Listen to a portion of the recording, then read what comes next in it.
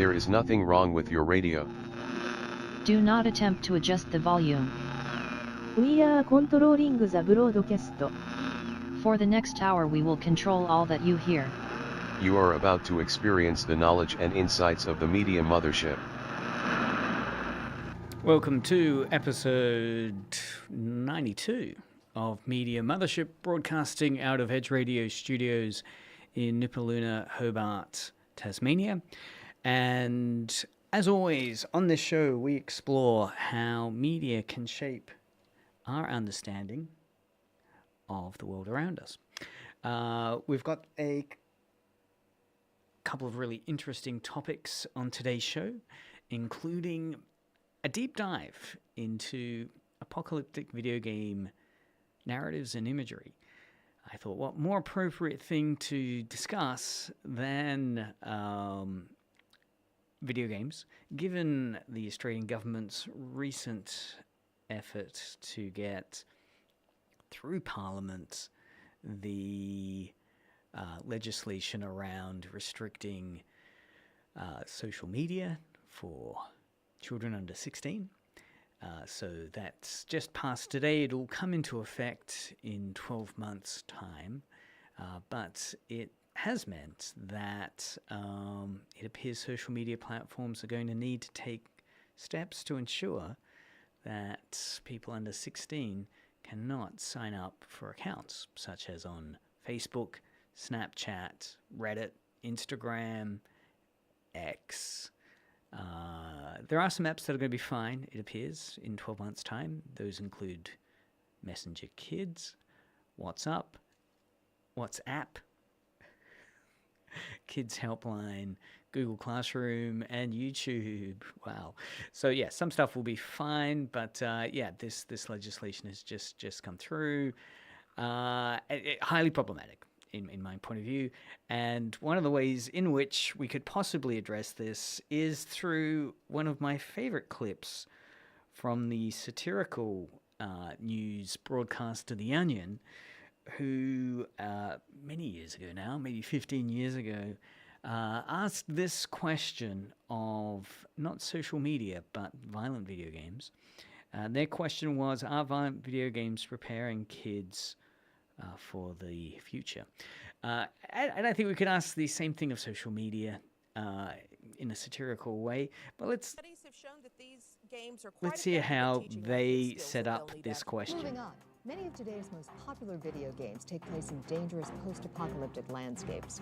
But are these games doing enough to prepare our kids for the actual post-apocalyptic future we will all soon face? Well, I think they are. Studies have shown that these games are quite effective at teaching our kids skills that they'll need after the apocalypse, like finding shotgun ammo and leading elite squads of super soldiers. But these aren't the advanced skills that they're going to need. They're going to need the more practical skills like how to build a shelter from abandoned cars, or how to find drinking water by collecting the morning dew in human skulls. Or how to deal with depression when the sun is blocked out for 500 years by a cloud of radioactive dust. Absolutely. Now, that's the type of knowledge these kids are going to need when their world has been turned into a brutal hellscape.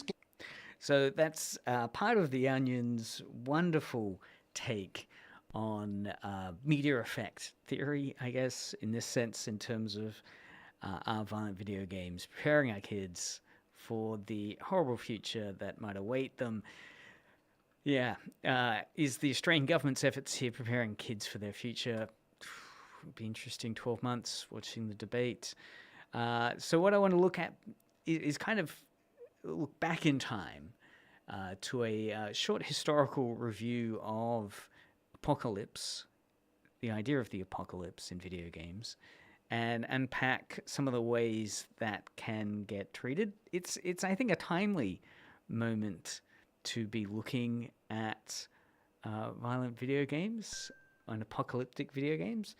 There's a great a series of texts, video games, movies that have looked at this, most recently Fallout. So what we'll do is we'll start by unpacking it in terms of a couple of really interesting ways. One of the ways we're going to look at it is by listening to a series of ideas proposed by the academic William Knoblauch who wrote an article called Game Over, a Cold War Kid Reflects on Apocalyptic Video Games.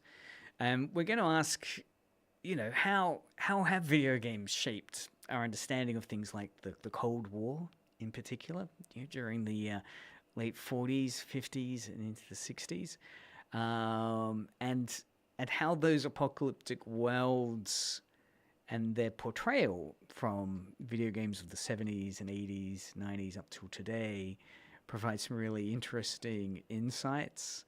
And in many ways, you could say these apocalyptic video games defined that early video game generation. So let's consider those questions, and feel free to message in. We're streaming on Twitch, as well as broadcasting over edgeradio.org.au and the FM system on 99.3 FM and the DAB. You can SMS us on 0488811707 or chat to us in Twitch. What are your earliest memories, if you have any, of playing apocalyptic video games? Did they shape your perspective of what the Cold War was like? And as The Onion asks, what video games best capture the way to survive a post-apocalyptic future?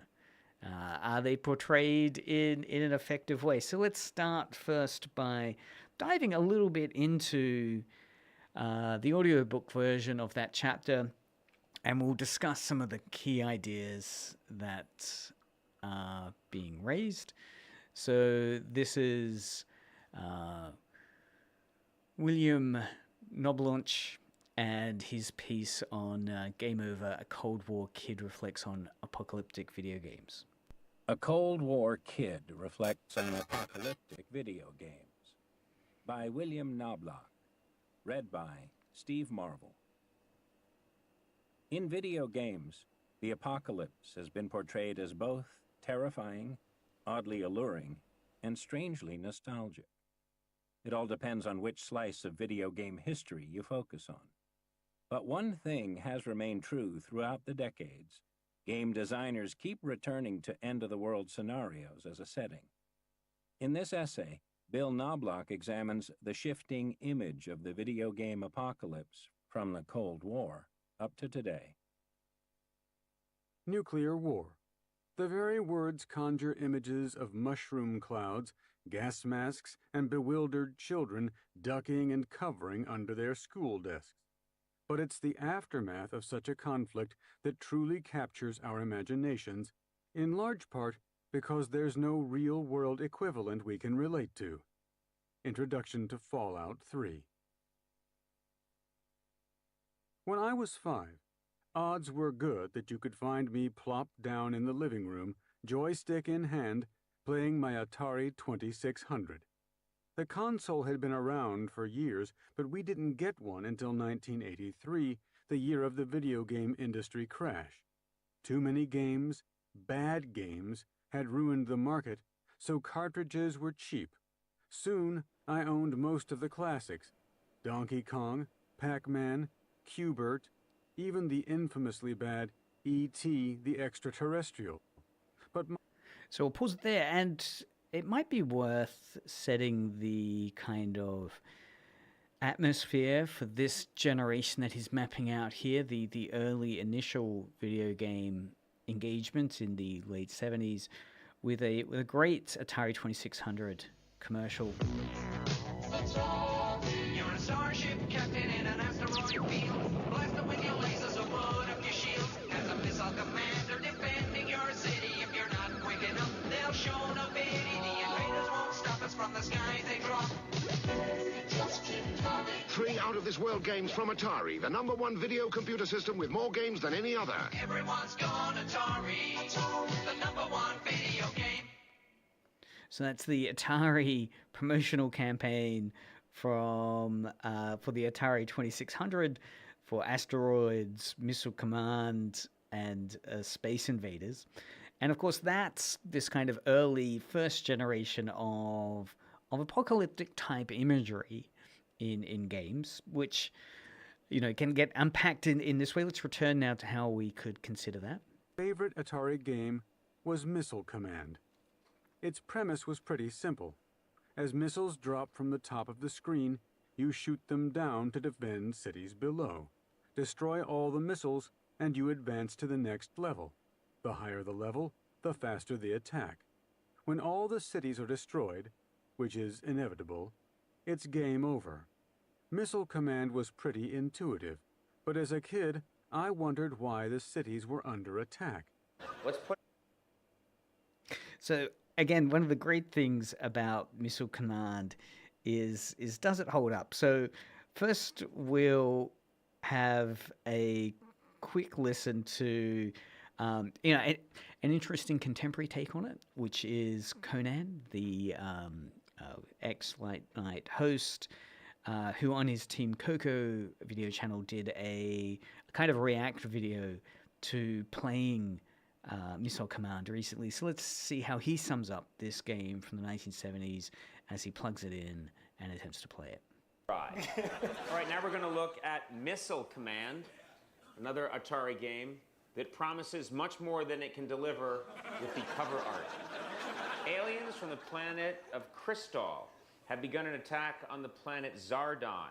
The Krytolians have begun fight. It's so sad that someone had to write this. And you know what? We know we're about to see 3 blips. They've prepared me for, oh, there we go, yeah? Those are Zardonians and Krytolians, all right. What do I do? So you move the dash around. Yeah, so the colored circles knock out the blips. Okay, while you were explaining it to me, I lost my city. But you know what? This city looks like shit, so I don't care. At the time, what's really scary is this was about the sophistication of the computer that controlled all our nuclear missiles. The Russians probably saw these games and thought, we should attack now. These are... So again, a wonderful encapsulation of that kind of really basic graphic bit level engagements with apocalyptic imagery and dovetailing into the Cold War. Of course, as Conan pointed out, one of the great kind of bait and switches for video games was how deceptively their advertising, particularly the cover art, looked fantastic. Missile Command, brilliant cover art, a controller sitting behind a panel desk as missiles are being launched and you're attempting to prevent them from hitting and destroying your cities, which is basically what the gameplay is. You've got these vertical lines hitting down, or diagonal lines hitting down from the top of the screen, which are kind of missile trails. And you've got a kind of cursor that you can move around the screen in your attempts to prevent and block the missile from striking your city. If we have a look at a great Missile Command commercial, which again captures the world that they're trying to portray here. This is from 1980. I'm going out to inspect the troops. Yes, sir. Regular change today, General? This is Atari Missile Command. Millions of people are mad for it in thousands of game centers across the country. Interplanetary war is hurt. Attention all generals. Now you can get your own Atari Missile Command video game and practice saving the world in the privacy of your home. Missile Command, only from Atari. Practice saving the world in the privacy of your own lounge. So again, that's Missile Command, and in terms of its significance, we can hear that reflected in the chapter we're hearing now. The game's manual explains that aliens from the planet of Krytol have begun an attack on the planet Zardon. The Krytolians are warriors out to destroy and seize the planet of Zardon, the last of the peaceful planets. Krytol? Zardon? Atari's B-movie plotline did more than provide an explanation of gameplay. It changed Missile Command's original theme. Game designer Dave Thurer originally envisioned Missile Command to be a realistic missile defense game set in the present, a Cold War game that would get people to become aware of the horrors of a nuclear war. Considering the technological limitations he faced, Thurer's arcade classic presented a surprisingly detailed nuclear vision. Missile Command features an anti-ballistic missile system, intercontinental ballistic missiles, multiple independent re-entry vehicles, and smart bombs, all real Cold War nuclear weapons. When all your cities are finally destroyed, instead of the ubiquitous "Game Over" screen, Missile Command concluded with a far more ominous warning about the possibility of an atomic apocalypse. The end. Note: Atari graphics were so basic that sometimes storylines were needed to make sense of a game. For example, Adventure's manual explains that an evil magician has stolen the enchanted chalice and has hidden it somewhere in the kingdom. The object of the game is to rescue the enchanted chalice and place it inside the golden castle where it belongs. This was welcome information because in the game you control a movable dot that drags blurry items around the screen. In the Atari age, a little story went a long way. Screenshot 1. Again, what we can see there is the significance of the imagery that's being created in the video game text there. Can likely be traced to the very Cold War tensions that inspired Missile Command in the first place. When Thurr designed the game in 1980, the Soviets had just invaded Afghanistan, Ronald Reagan promised to escalate the arms race, and conservative pundits were bragging that they could win a nuclear war. In response, a nuclear freeze campaign swept the nation, begging both sides to stop making nukes, and by 1982, it was the largest anti-nuclear protest movement in American history. In March, Reagan called the Soviet Union an evil empire, and in September 1983, the Soviets shot down a civilian airliner.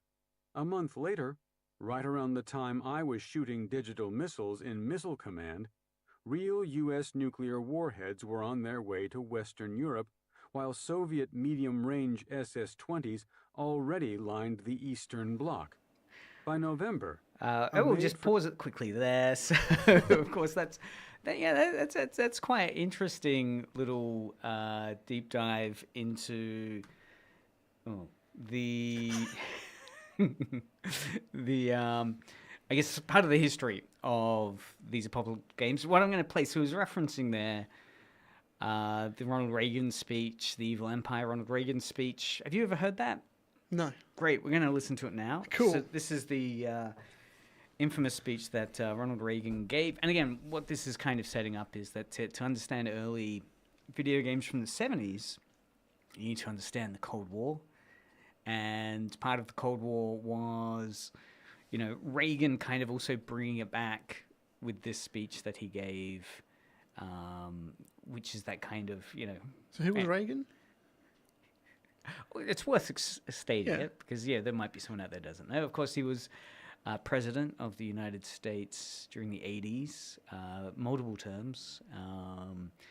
We won't go too much into the politics of what Reagan represented, except for this Evil Empire speech, which, so this is minute 10. Let us be aware that while they preach the supremacy of the state, declare its omnipotence over individual man, and predict its eventual domination of all peoples on the earth, they are the focus of evil in the modern world. But if history teaches anything, it teaches that simple-minded appeasement or wishful thinking about our adversaries is folly.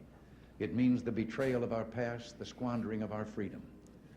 So I urge you to speak out against those who would place the United States in a position of military and moral inferiority.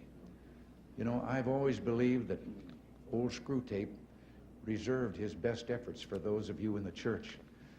So in your... All right, well, I think the old-timers is hitting in. Well, he's a good speaker, but Trump is better. Yeah. Well, I guess what's interesting with that clip is the stakes are high. We've got this evil Iranian empire, the emergence of a kind of new battleground to employ it. I guess very similar, maybe not the Trump analogy, but maybe the Australian government social media ban analogy, right? There's this kind of pervasive evil that we need to go to war against. And the reason why I'm setting up. So Lord Taylor's just joined us. Oh yeah, by the way, yeah, hi. And to bring up to speed, the reason I'm setting up this discussion of apocalyptic video games is that it reminded me a lot of the Onion sketch where they asked the question, how are violent video games preparing today's youth for the future? For war. For the apocalypse. And it's a nice satirical take on questions of, what youth should be, what youth should be doing, what it means to be young. And it's interesting when you're surrounded by material like you were in the Cold War of an apocalypse. Today's narrative that isn't really, you've got series like the Fallout TV show based on the video game, which are kind of engaging with this apocalyptic imagery. Are we going into sort of like fantasy apocalyptic, like zombies and? Well, we'll get around to that. Okay. Because this article that we're listening to is written by a history professor, and he's setting up the argument that he's kind of bemoaning a bit. He's talking about his own childhood, and he had the Atari, and he played games like Missile Command. And during that period of the 70s, they were engaged with ideas of the Cold War, right? So Missile Command, the developer that pitched it said, he wanted it to be something that would get people asking questions about, how not necessarily nuclear war works, but how apocalyptic nuclear war would be. It would be destructive and damaging. So like how Space Invaders is preparing us for war with an alien race. Yeah. And then of course the Pixels movie happened and we saw that happening. Well, and he brings up these more modern cases like the Fallout universe where you've got zombies inhabiting it. And he says, that those aren't engaged with necessarily ideological struggles, which these games were. In the 70s, Missile Command and the narratives of the apocalypse was rooted in some ideological questions of that time. You had the evil, this is what the Evil Empire speech is all about, ideology, that you have these two ideologically opposed forces, right? In the Cold War, it was communist Russia and the communist bloc against the democratic countries. And it was an ideologically framed apocalypse, right? It was going to be launched. It was a zero-sum game, right? You either win or lose. Well, actually, no, it was mutually assured destruction, not zero-sum game. It was just mutually assured destruction. So the ideological underpinnings don't really pay off anymore. But we'll pick it up here. So 5 minutes and 33 into the chapter that goes for 44 minutes. Wow. So we're not going to get through it all, but we'll set up his opening argument and offer a reflection as gamers ourselves on if we share some of these sentiments. So let's hear what is framing now. The movie, The Day After, reflected the nation's heightened levels of atomic anxiety. An estimated 100 million viewers tuned in for a faux atomic attack on Middle America, prompting heated debates around the country. Have you ever seen that movie, The Day After? Day After? No, I've seen The Day After Tomorrow, but... It's interesting. Yeah, no, The Day After came out 80s, and I wonder if The Day After Tomorrow is kind of based on that. It was considered to be one of the really kind of shocking TV pieces created. We'll listen